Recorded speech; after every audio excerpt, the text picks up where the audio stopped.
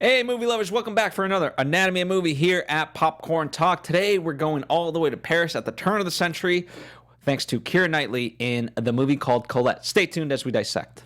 Welcome to Popcorn Talk, featuring movie discussion, news, and interviews. Popcorn Talk, we talk movies. And now, here's Popcorn Talk's Anatomy of a Movie. That's right, ladies and gentlemen. Welcome. We have Marisa Serafini. Hello, everyone. I'm Phil Svitek. Missing in action today is Demetri Panos. He will be back. Fear not. For those of you joining us for the very first time, a couple things to note. We are not just a movie review show. We talk about the movie, we give our opinions and thoughts and all that. But we also try to go a little bit deeper. We give the background context, the how and the why things got made, and of course the box office and all that fun stuff, right? The facts. So that is what you can look forward to. Now, that said, just by the description alone, you probably have guessed that this is going to be spoiler-filled. So there's your official warning. Some of you don't care about spoilers. That's fine. You guys are welcome to continue, although I do recommend watching the movie first, then playing us. If you would like to follow along with us, we do have a rundown in the description box. It's a little PDF. You just click on that. Boom. There you have all of our notes. Because sometimes we don't get to everything, but that rounds out the conversation a little bit more thoroughly. And of course, we encourage you to participate in the conversation, whether now or in our future, your present. And that way, the conversation gets to continue beyond just me and Marisa. But without further ado, what did you think of Colette, Marisa? So I went into this film literally not knowing anything. I just knew Keira Knightley was in it. I was like, it has to be good. Keira Knightley's in it. Knew nothing about the person Colette and who she is, her background, history, nothing. Complete clean slate. Walking into it and watching it, I found this movie funny at times. There was a lot of good, witty dialogue that was fun to follow. A lot of universal themes, and I loved with nowadays in Hollywood the whole Me Too movement and how that's applying to this and just woman power and standing up for your rights. I loved that theme, and Keira Knightley was fantastic. And hell, even Dominic West was great in this movie as a jerk as he is, and we'll get into it. I really enjoyed this film, and I went into it not knowing what I was going to get, and I came out like watching it. I was like, yeah, that was good. I had a similar experience. I did not know about Colette. Juliet, who is normally our producer, she went to see it with me and a friend of mine.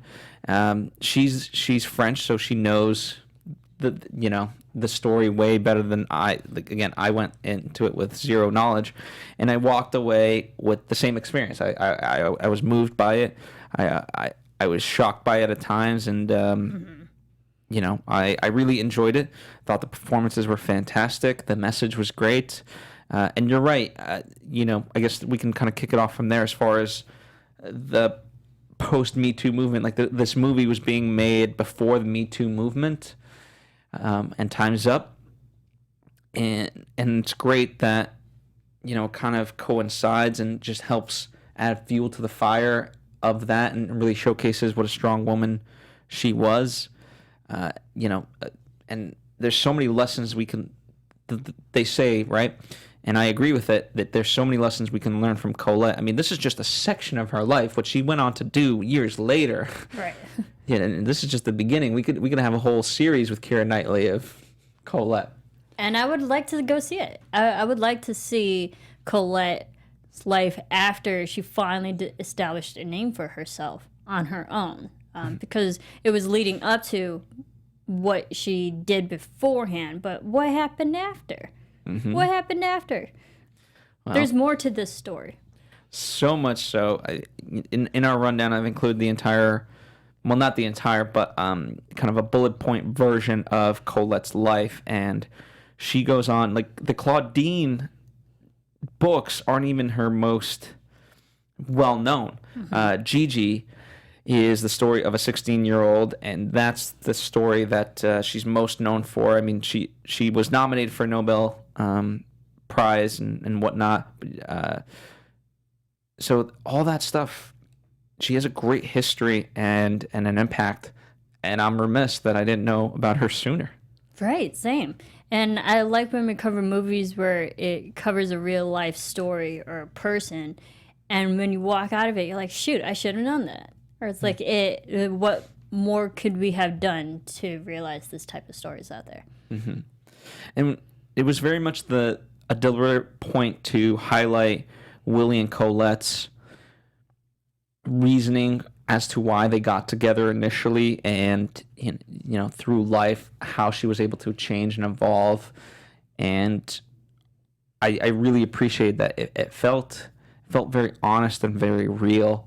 The only knock on it is the fact that you have British actors essentially playing French people.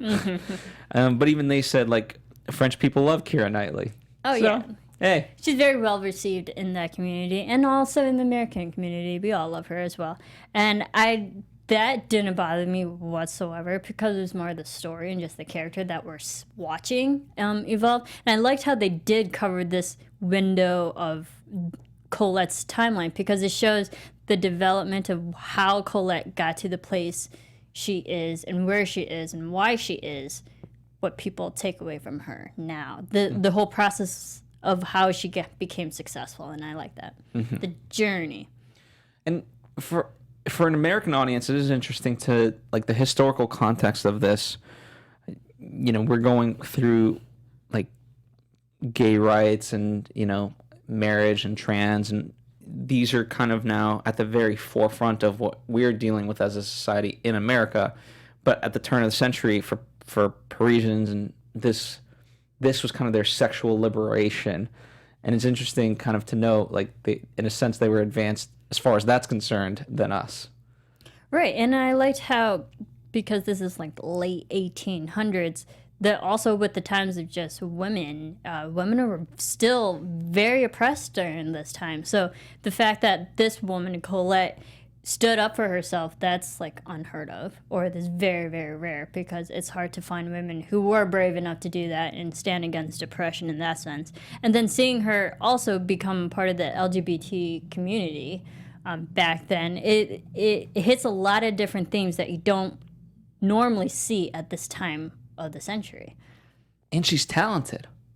I mean, like, Willie's most honest work was Claudine, which was not his work. Yeah.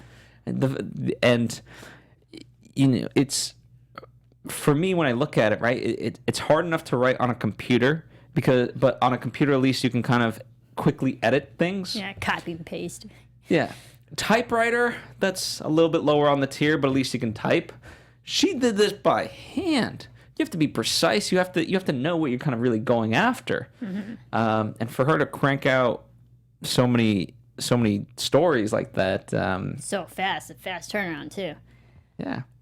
Good for her, and also just shows that her natural talent that she has in just storytelling, because she was able to produce it so fast within hours/days. And so there's a testament to her as just her writing ability. But actually handwriting shows like how much passion and time she actually really put herself into the work. Because you have to dedicate yourself to do that for so long. Yeah, and I think one of the things it's not fully highlighted, but I do believe they show just enough where, by having worked for Willie for however long at that point she knew kind of the elements of storytelling and how to write, and that's what she was able to bring. So it's not like she just tried her hand at writing first time and all of a sudden was great. She'd had sort of an informal education in it, if you will. Yeah, and I liked how they already established that she was already reading his quote-unquote work beforehand and helping edit, and already had creative ideas. And then until she was given the opportunity, why don't you do it? She's like, yeah, why don't I? Because essentially I'm already doing it. So I like how she was finally given the opportunity to do what she's already been doing. Yeah. And again, contextually, I find it fascinating that Willie's supposed to be this amazing writer, and of course, a lot of people have like ghostwriters, but it's just, I've never thought of it as far as very early days. And so pretty you start to question, what has he actually written? Because most of it he just kept paying other people, and one of the big things there is he really paying him at all? Yeah, right. And obviously he's not honest either, because he takes the credit for everybody else's work, which was also just very frustrating in that sense. So you know that you're not supposed to like him, and especially what he's doing. It's immoral, and it just makes him out to be a plain downright jerk. And it's also just frustrating watching Colette go through all this and let Willie treat her like so for all these years, and she just keeps placating to him. And as a woman, that's frustrating. It's like, why are you in such a toxic relationship? Yeah, and the worst was when you talk about sort of women's inequality, this idea that the man handles the finances, because that's the thing that he always was able to hold over her head, simply because she was unaware of the finances. But she's also not a dummy. She's like, okay, listen, we've got enough coming in. The problem is not how much money we're making necessarily, it's how much you're spending. Mm-hmm. So I don't exactly know what you're spending it on, but... Dinners. Dinners and whores. Yep, dinners. So... And it's also frustrating because you also understand why she kept staying with Billy over all these years. Like, he would woo her with luxurious gifts, wardrobe, buying a new house, and then he would drop the lines like, I love you, like, you're my one and only X, Y, and Z. And it makes you just question as an audience member, is like, are you saying that just to keep her so you can keep using her and her talents, or do you really truly love her? I definitely think maybe there was a little bit of love, but more so it was definitely the artistic side, quote unquote, to it. Like, she was his muse. But in a sense, when you have, this is essentially kind of like a codependent / narcissist relationship. He's the narcissist, she's the codependent. And he made her very much believe that, her writing was only good because of him. Like, he even says he's the schoolmaster, and she needs to be pushed. Now, perhaps initially, so I'm glad, like, she didn't end up being a victim of her circumstance, but it was that initial push that she perhaps needed into this. But then once she actually gained the confidence of, like, wait, like, I had this within me all the time. I don't need you. I can write without you.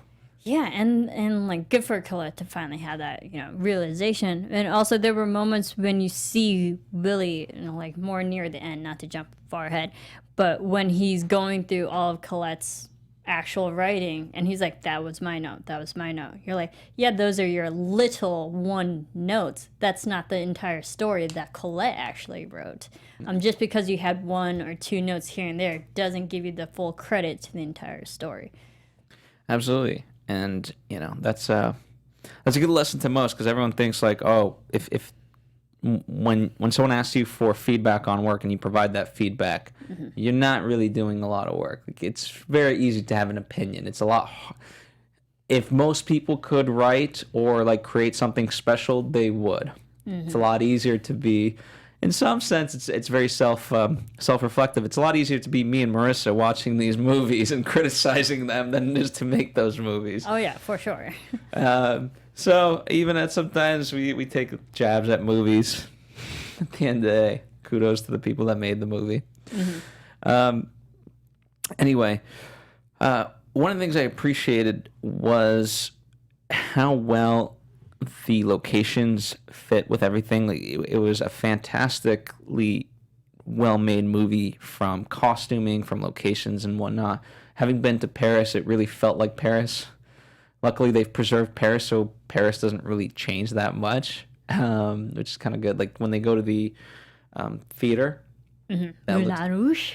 No, not that one. The old theater, as they call it. I forget the actual name of it, but, where she had the Egyptian play. Yeah, it's left unchanged. Yeah. That's cool. I've only been to Paris once, and I was really, really young to really remember the exact location and environment and what it looked like. I believed it was Paris. It looks gorgeous. You can see some of the city life that Colette was in when it became the business and the writing and all that. And then you saw the countryside, which kind of reminded me of Jane Austen in a little bit of, how she was known for always isolating herself and writing in the countryside. And I liked how you saw two different versions of Colette and who she is in different environments and how she could write and how she acted in certain places. And I liked it. It looked gorgeous, even though majority was filmed in Budapest. Yeah, all of Europe looks the same. Just kidding, not really. But Budapest, great city and can double up and has sort of similar architecturally enough. To that point, as far as writing, right, going back to the writing process, they initially wanted to go to Paris and write it there. Now, for one reason or another, things fell through. So the location that they end up having as Colette's place, they actually went to, and that's where they wrote the script over a very short period of time, a matter of days, really, for the first draft at least. It took them 10 days to write the first draft, and then because they isolated themselves, a lot of artists can do that. They isolated themselves and cranked it out with any distractions or disturbances, cranked it out in 10 days, and then years after, so the first draft was 2001. It's already been 17 years. So in the following 17 years, they had 22 more drafts. Yeah. And that's, I encourage that of anyone, really isolate yourself. They didn't have TV or internet. I know some people, they have a house in the countryside from a creative perspective. I know this is not necessarily about the movie, but it's life tips if you're creative. Don't do TV. Don't do internet. Literally just isolate yourself. You'll be amazed. It's going to feel weird at first, but you'd be amazed how much you can crank out. Yeah, when you're alone with your thoughts. Yeah, and just your craft. Now as far as the wardrobe, right, that was obviously very deliberately done and whatnot, and usually what they say is that you kind of have to provide, for lack of a better term, an information key of this is the time period, so forth, this is what we're going for. But the director, Wash, he was so familiar with this time period that he didn't necessarily need that, and they could talk shorthand, which made production go a lot faster and smoother. Right, and also you can tell with the wardrobe and how it just evolved with Colette's character throughout the entire film. She started off prim and proper in the luxurious lifestyle that everyone was in with the dresses and hair pieces and stuff like that. She's definitely part of a very well-known community. And then once Claudine comes around and they dress her to fit a certain image, and then everyone's now starting to look like an image. She in a way, she was kind of a trendsetter for that type of fashion, but it was so literally black and white, plain boring, and made everyone just conform in a not so good way. It kind of messed with her. She's like, what can I do differently, because now I look like everybody else. So, and then her wardrobe changes to the more androgynous type of looks. Yeah, and story-wise, that was an interesting kind of point where she starts this lesbian relationship, but the girl she's with is very representative of kind of masculinity. She's another side to Willie, because she wears the pantsuits and so forth. Mm-hmm. Obviously, her haircut is much more of a men's than what's typically attributed to a woman, and so I thought that was an interesting kind of take on things, and that she wanted someone masculine in her life, but it didn't need to be a man or a woman. It just needed to be, someone she could respect ultimately. And masculinity, just because you're masculine, doesn't mean you can't have respect.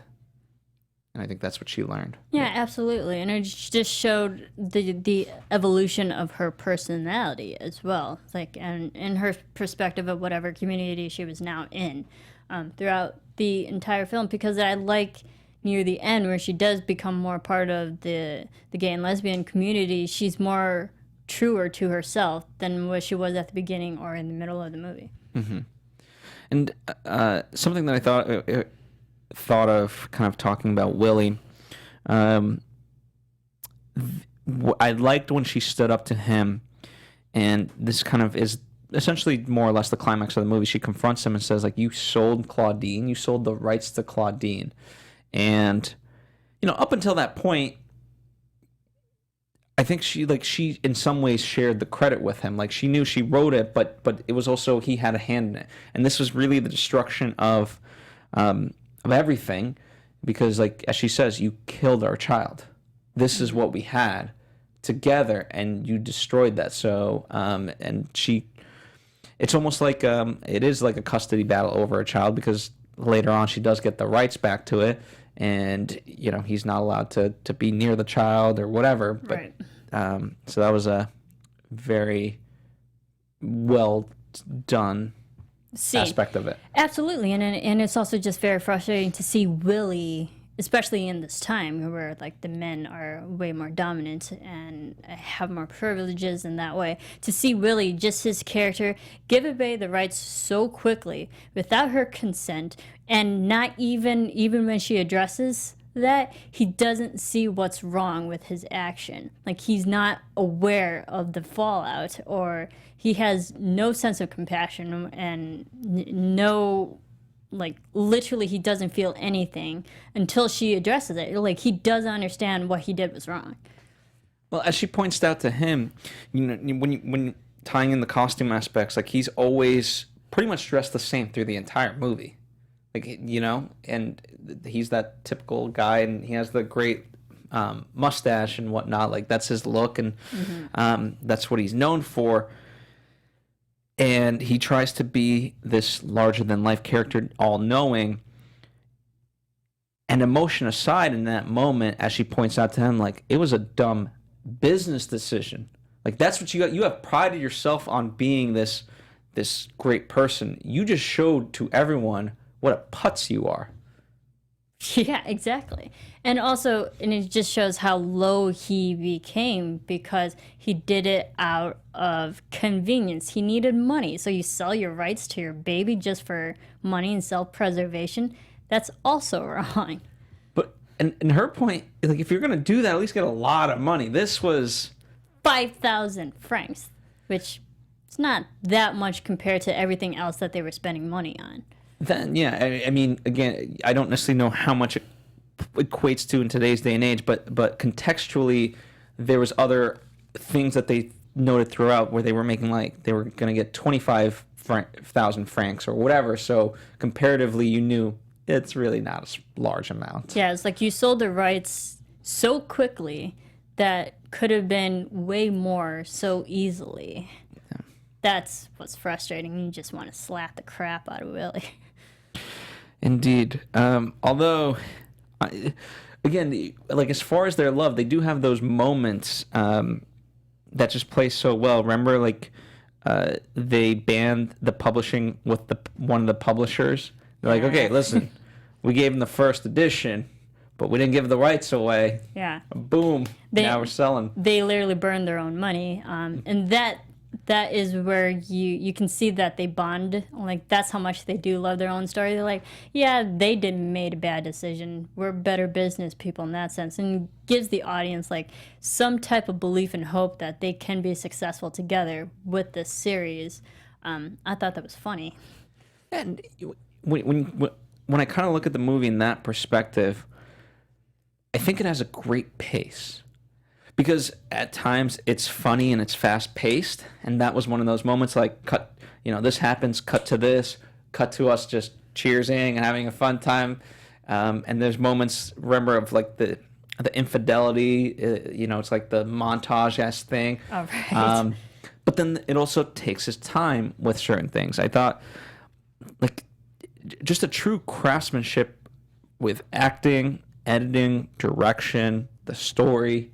It all came together for me. Yeah, I love the pacing of this film. Not once was I ever bored or wondered what time it was. And I liked each character. Even though Willie is detestable, you still liked following everybody. And it wasn't overwhelming with an overwhelming cast. It's like everyone played their part, and it's easy to follow people throughout all the years. Absolutely. And then we opened up with one of the songs at the top of the show. The music I thought worked really well in support of what was there. I'm just overall just captivated by this movie, and the only knock on I have on it is that it is not getting the credit that it deserves. At least more readily. What do they call it? More mass audience. Oh, yeah. I want it to have more recognition and be more available to everyone. Because, we're fortunately in Los Angeles where we have the means to go see it, where someone in the Midwest may not.